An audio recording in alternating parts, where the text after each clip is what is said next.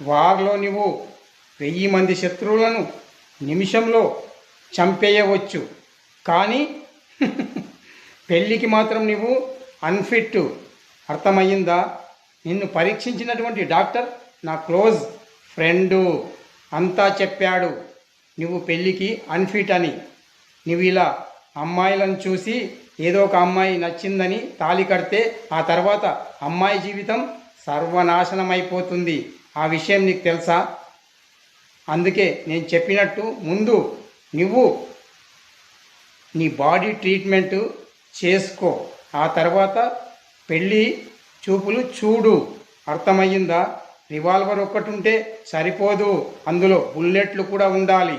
బుల్లెట్లు ఉంటేనే శత్రువు చచ్చిపోతాడు. ఈ చిన్న లాజిక్ తెలియదా? వార్లో ఇది ముఖ్యం. అర్థమయ్యిందా? ఇకనైనా నేను చెప్పినట్టు విని